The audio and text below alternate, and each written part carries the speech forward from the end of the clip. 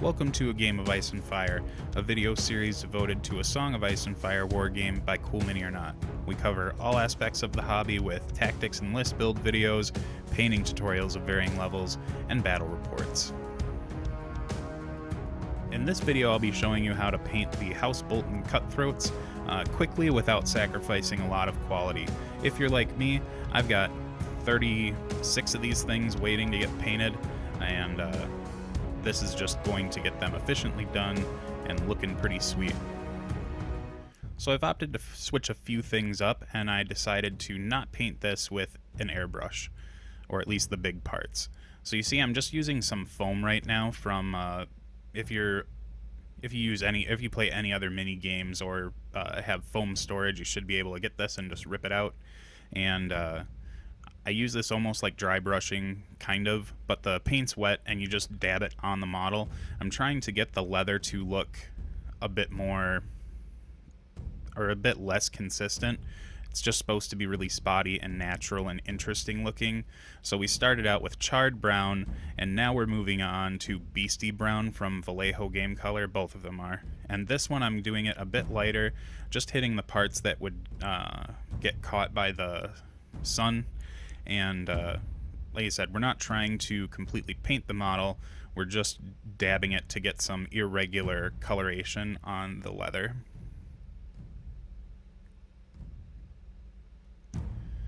The next color we'll come in with is Vallejo Game Color's Leather Brown, and that one I'm just going really light on the rest of the leather pieces.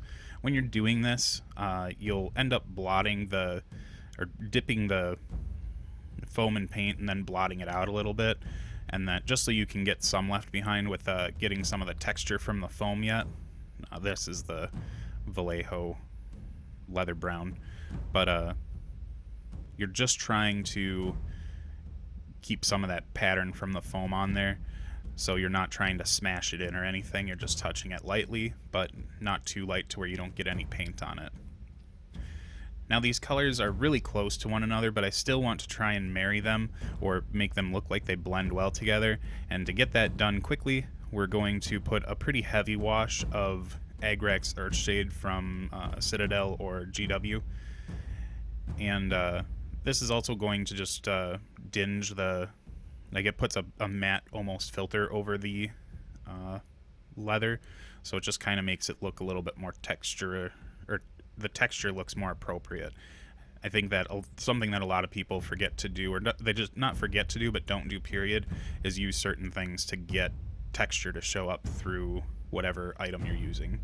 So this is after the wash is dried down, and I'm coming in with khaki brown from Vallejo Game Color and just dry brushing the model pretty lightly.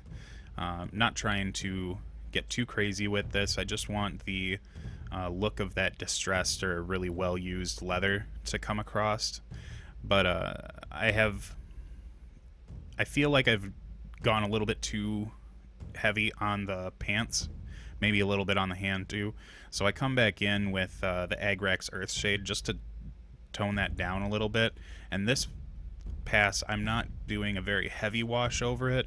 I'm just using a light amount, like I'm not loading the brush up a lot. I just want to change the color of or put a filter of color over the dry brushing that I've just done. I'm not looking to reestablish any of the recesses that I went through the first time when I put that heavier wash on.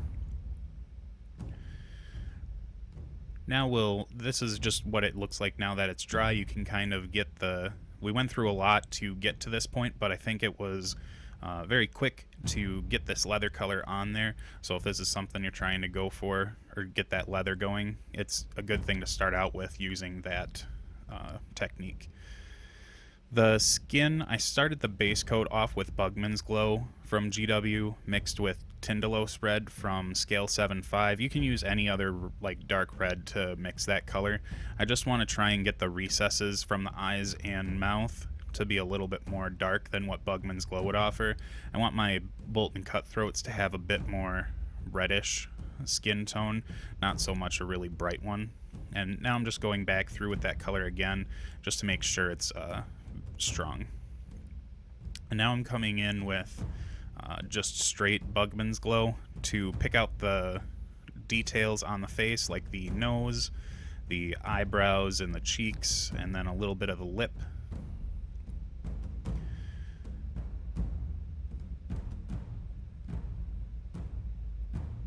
You can take the highlights up on the face as much as you want to. So I'm coming back in with Cardiac Flesh from Privateer Press, or the P3 line that they have, and I'm just catching some more of the raised parts of the details that I just picked out with Bugman's Glow, and that's really where I'm going to leave it. I could come back and mix in a few more bright colors for the flesh tone, but with just trying to get this tabletop-y, I'm not really looking to go to town on the face yet. And now I'm bringing in Vallejo Game Color Black to do the hair and the beard, and there's not much to say in terms of trying to get the accuracy on the beard here. I try to flatten my brush out and not overload the paintbrush with a ton of paint, because if you do that and touch the model, that paint's just going to explode, and you'll have to come back in and be really fast about putting some water on your brush and wiping out or trying to dilute the paint while it's on the model, and then using a dry brush to sop it up. So I had to pull the model up to my face to get the hairline right, just the angle that I had based on the way that I paint in front of a camera. I couldn't quite hit it, but now we're going to use the black to go over the metal parts, and I'm not going to do much variation in terms of the metal on this one. I'm hitting the ring mail and all of the padding with just regular black.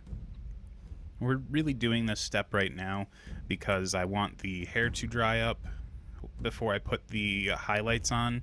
So this is just some efficiency you can find in trying to paint your models quickly. The metal parts on this model stick out pretty far in terms of like the layers of the model's details, but as long as you're careful when you go back in and start painting some of the other details, you shouldn't have to worry too much about messing up the base coat that you would put on, and most of it we're going to cover with other metals anyways, so if you get a little sloppy later on the model, it's not going to really bother it a whole bunch. I had also gone through and done the buckles on his little battle dress, I guess, and we're also going to be painting the entirety of the mace, I guess, or maul, in black as well. The leather straps I'm also going to highlight as black leather instead of doing like a cloth wrap in like a more creamy bone color. And we're just grabbing the buckle that's on the front of his actual belt, and then we'll go over the studs that are on the back of his tunic or whatever.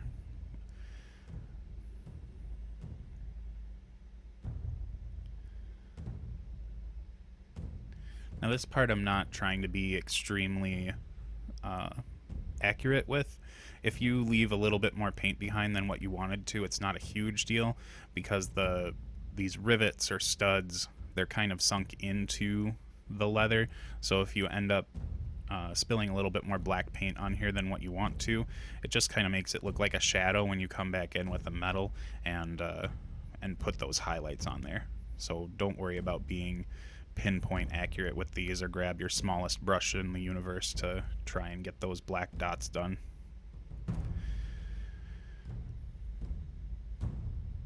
So I guess I'm not highlighting the hair just yet, and I know that some people are going to want to shut this video off right now because I've got like the pinkest of pinks on the cloak right now, but with this color we're mixing Warlock Purple from Vallejo Game Color and Lichen Purple from Vallejo Game Color, and I know that the Boltons have the pink heraldry, so I'm going with a more pinkish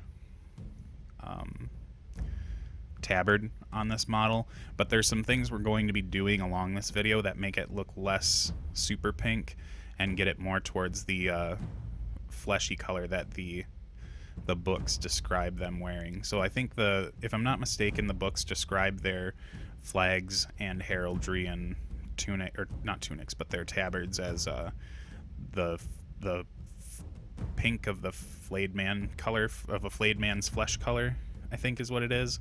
And I'm just trying some different techniques to communicate that really well.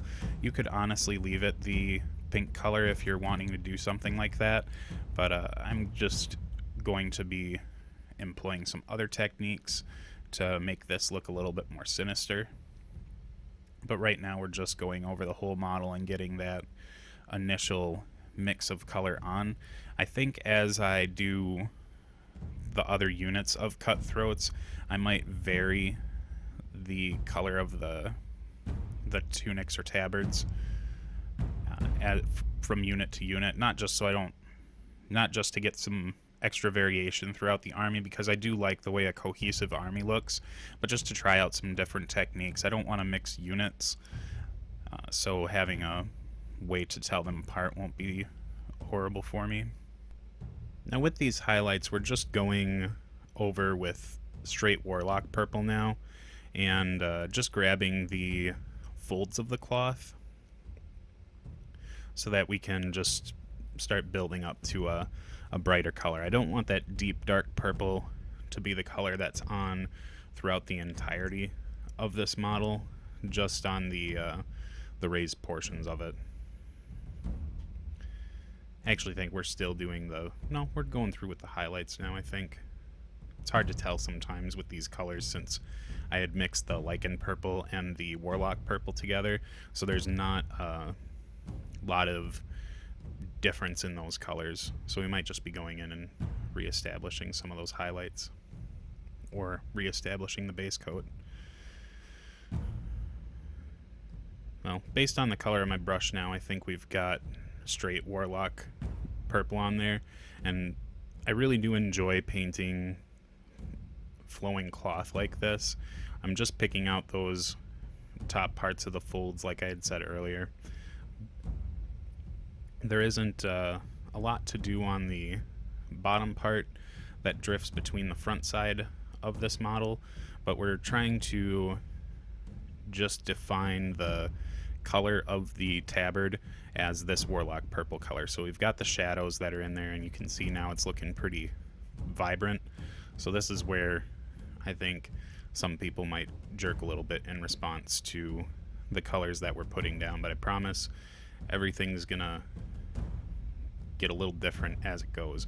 If this is the color you want to end up with, then no judgment for that either. I do think it's pretty cool, and purple and brown just go really well together anyways, or this purple pinkish brown, or purple pink with the brown, sorry. So still just going around the model, kind of grabbing some more of those highlights just to make sure that we've got a nice bright highlight on the entirety of the tabard. So I think one of the other things I might do in the near future for the other Bolton Cutthroats is try and actually get more of that flesh tone pink color. I do like this color that I'm working with now for the flayed men, mostly because they have a ton of metallics on them, and the metallic color with the more skin tone pink just kind of washes out. But with this, you've got some decent contrast built up with the brown leather.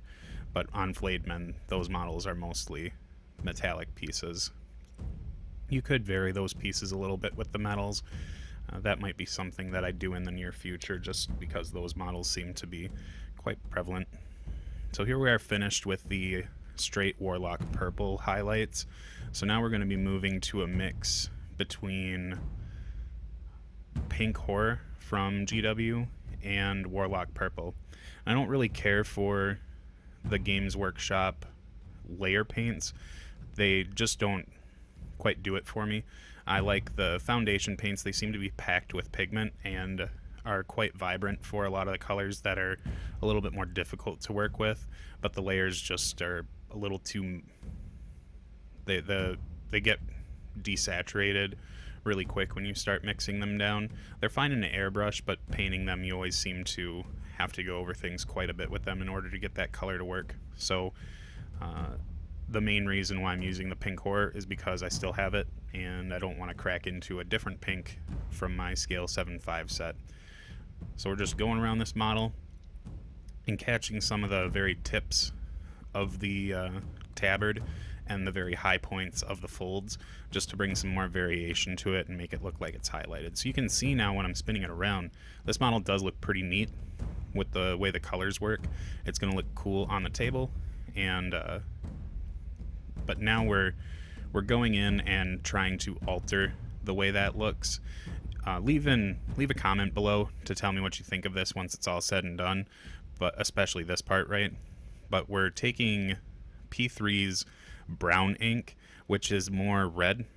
I've never been a super huge fan of using inks in a lot of my painting. I just don't find much value in it. I know that there's definite benefits to it.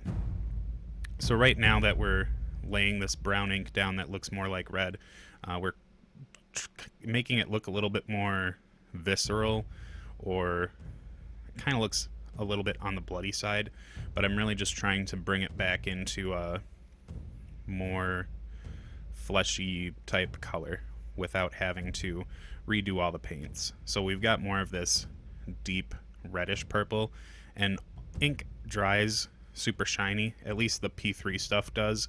So when we get done with this video, we're gonna go back and satin them down. But there you see me try to highlight to kind of build some of those highlights back up again that we lost, but I opted out of it because I thought it was looking really crappy. So now we're just highlighting with a mix between Vallejo Game Color Black and Somber Gray, or Shadow Gray from Vallejo Game Color. It's more of a bluish gray. I'm being really light with the highlights on the hair and the beard on this model. I feel like when you're highlighting black, if you highlight it too much, it stops looking like black. So I just want to do some very light highlighting on the hair, enough to show that there's some interest in the highlights that I'm putting down, but not so much to where you're going to make it look like he's got gray hair with a really black undertone. Now it looks like we're going in and just picking out the straps on the leather. Just I had forgotten about those when I was highlighting the hair, so we're just going to take care of those now so we don't have to deal with them later, come back and remix the paint. And now it looks like we're starting with the base coats for the metals. This is a mix between the Vallejo Game Color Black and Scale 7.5's Black Metal. And the reason why I mix a just regular paint with a metallic to start that base tone, and while we're painting this, I am leaving behind some of the black that I had painted on the metals before. But to get back to my point, when you look at metal that's kind of got a shadowed quality to it, or just a regular metal object out in the universe or the real world, when you look at the shadows, it's not just all shiny. There's a point where when the light stops hitting it, it loses its reflective qualities, but still has that black or that metallic color to it. So what this does is the regular paint ends up dulling down or flattening that shine that comes from these metal paints. So you get that kind of effect with the metallics by mixing those two. And as you saw earlier, I was just working on the ring mail. To do that, I made sure to paint most of the metallic parts on this model first, so that I didn't have a ton of paint left on the brush, so that I could just lightly sweep over the ring mail parts, so that I could keep the black that I had covered it with, while just getting the tips of the details with the brush, so that I could still have that ringed effect. The recesses stayed black, and then the details got brought up to the metal color.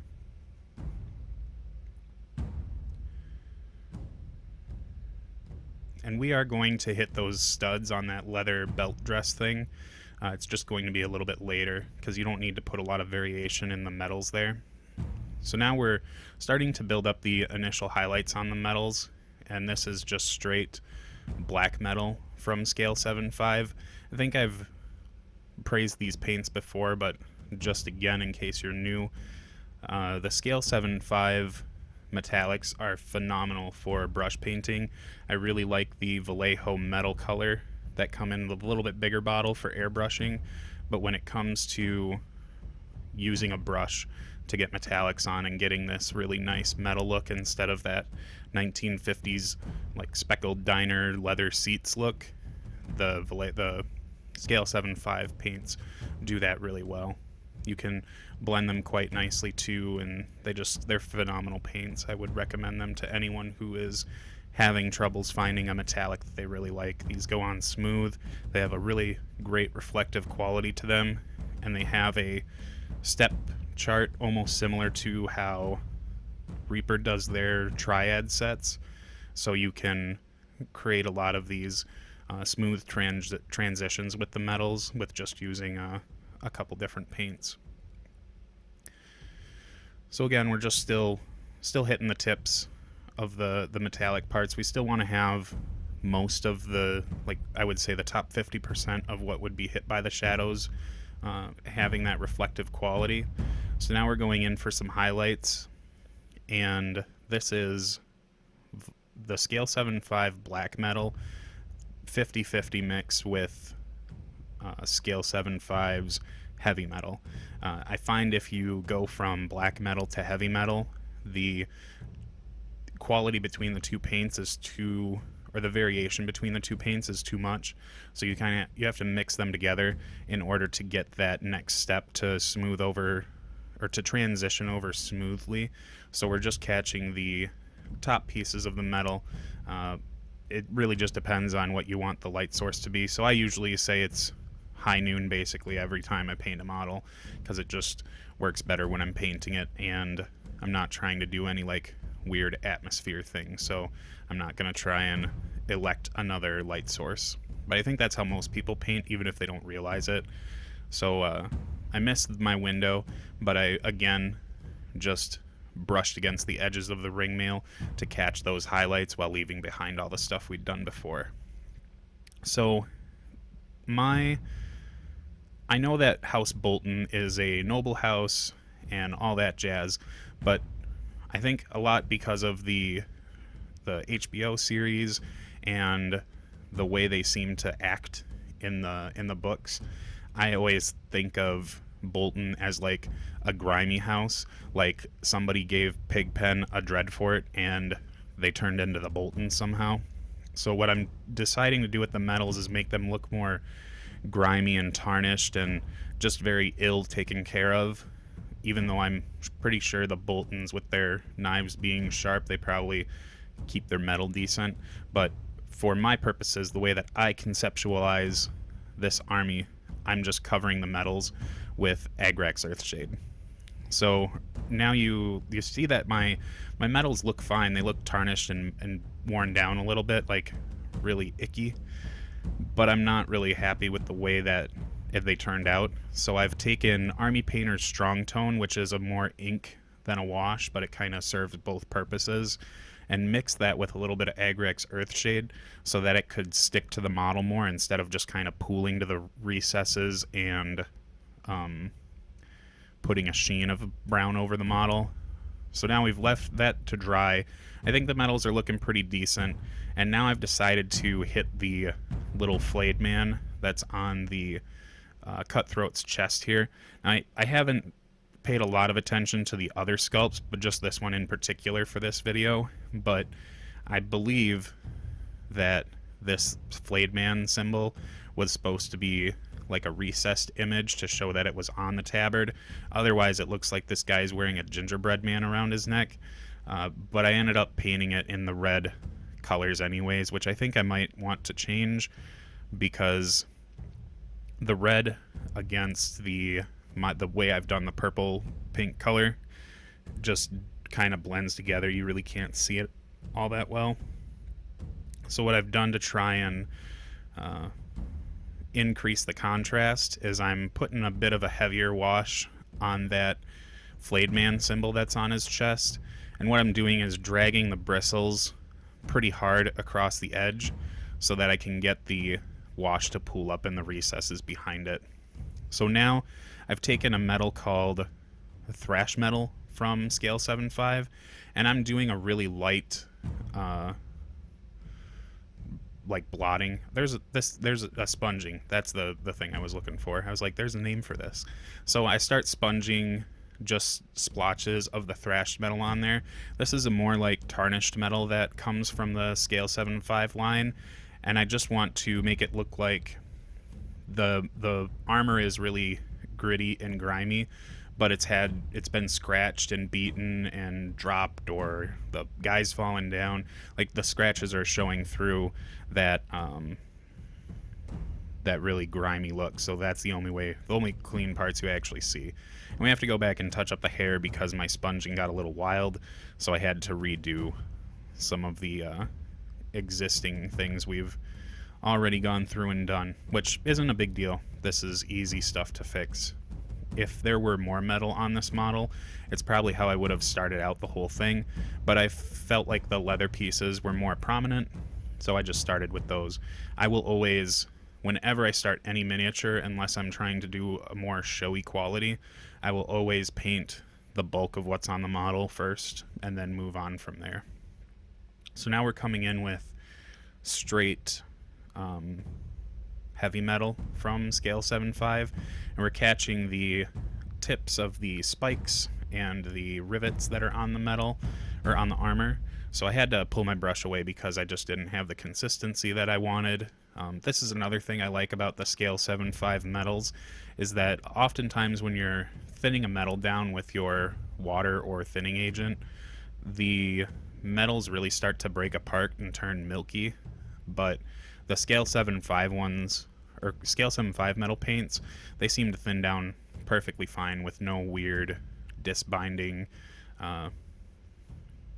activity, I guess is what I would call it. But using the really bright metal, well, and heavy metal isn't the brightest metal, it's just for this model it's going to be really bright. Using that type of metal on here lets the highlights on the metal armor pieces look really cool, in that you're really catching like the light, or this is where some of the tarnishing would have happened, or the grime that they have would have rubbed away from them adjusting it or running around or whatever. So I think we're looking pretty good so far in terms of how those metals turned out. And now I'm going back and just washing over the little flayed man again so that I can try and use different reds to highlight it a bit more.